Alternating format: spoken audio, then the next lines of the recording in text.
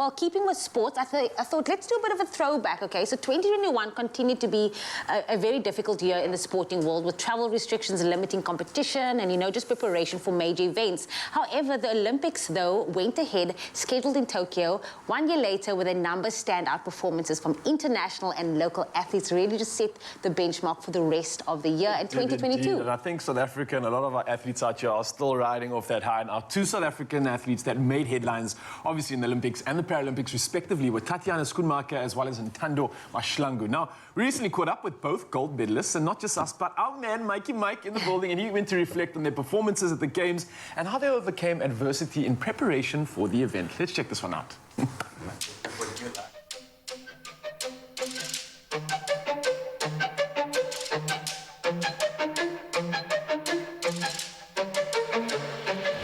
We are here at an event in Cape Town at Infinity Studios, where we have been given access to some of South Africa's brightest sporting stars from 2021. In 2021, it didn't get much brighter than Tatjana Schoenmaker and Ntando Mahlangu. Schoenmaker was an absolute beast in the pool, breaking the world record for the 200-meter breaststroke and claiming her first Olympic gold medal in the process. Mahlangu doubled up on the athletics track, winning the 200-meter sprint and the men's long jump. Both athletes have incredible stories, and we catch up with them to find out how their lives have changed since their amazing achievements in Tokyo, and to find out what's in store for them in 2022.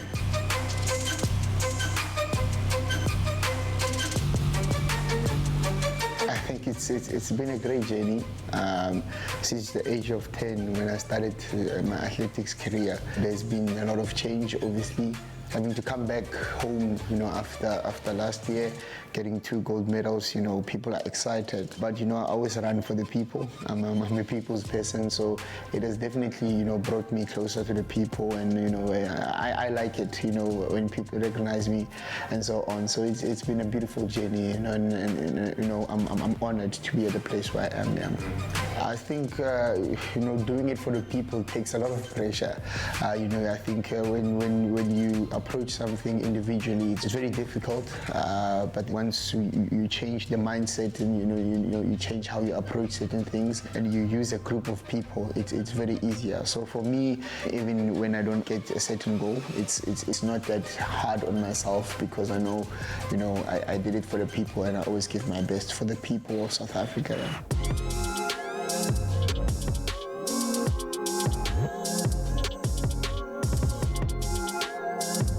Told that my life would change, but I thought she was lying, and I didn't believe them. And literally since I've gotten back, it's just the amount of support I've gotten, and for me as like a swimmer, I'm also not used to that. So for me it was just amazing that people would come up to me, and they would take a guess if it is me and be like, is this you? And I'm like, who are you looking for? So yeah, it is still a bit weird, but it's so nice to see all the support. And yeah, even people recognizing me with a mask on, I thought I could hide sometimes, but I can't. But I love it, and yeah, that just means a lot. Every time I watch that race, it literally, if I look at myself, it doesn't even look like me. It just feels so weird, because that moment went by so quick, and then you see how you react, and you're like, no, you silly, why did you act like that? Yeah, I think for me it was just a realization of how good God is as well, and how He blessed me in my journey. And I didn't go there to win a medal, I didn't go there to break the world record. Yeah, it's a dream, but you never think it would ever happen to you, especially some random girl from Joburg. So yeah, it's incredible, and yeah, I don't even know what to do with it. That's why it's so weird that it's still not realistic. People ask and speak to me, and that's the weird part, but it still doesn't feel like the achievement really sunk in.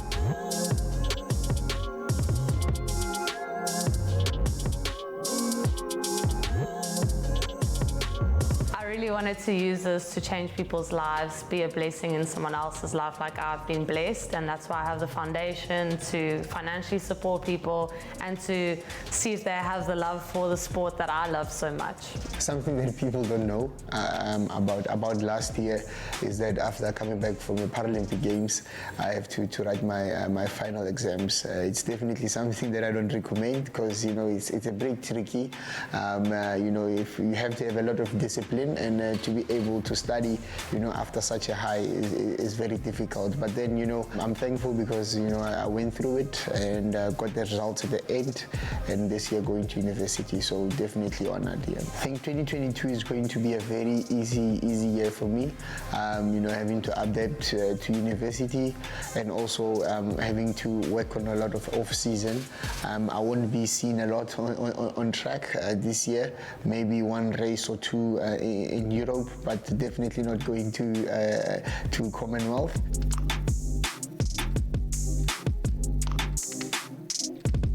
I'm busy preparing for the Commonwealth Games. We had a World Champs that was planned for May, but it got postponed now due to COVID. But it is also a blessing in the sky, to be honest, because it is an awkward time, because normally we peak like July, August, and this one was in May. So it would have been so tough, like having to go up and down. So for me to just focus on Commonwealth Games, it's South African love like competition. We love Commonwealth Games, and that's where I first started and how my career kind of just kept on going. So yeah, I can't wait to get back there. I just want to go there and see if I can even get close to those times and just have that experience again. It's, even though it's like such a lower level compared to Olympics in everyone's eyes, it's just another opportunity for me to give my best. Very inspirational to hear from some of South Africa's top athletes and what it takes to get to the top. Can't wait to see what's in store for them in 2022. How cool is that, dude? Hey, is it bad? I've got a crush on both of them, I think. Ntando's just a superstar athlete, but Tatjana, come on, Yeah, man. I mean, it doesn't get much bigger than Tatjana Schoenmaker at the moment. And to interview her was pretty amazing. Ntando as well. The fact that he came back from the Paralympics and had to write his matric exams, I think is just crazy. Because studying for matric without performing at a Paralympics is hectic enough. For me, it's the amount of young people that have been inspired by these two names. Watch that space really closely. Some big achievements already taken down. But he's so good to see you. I'm surprised you didn't cover up the tattoo on your arm when you were out in public. But we'll be back in just a moment with another amazing performance, and we'll continue to chat sport in just a bit.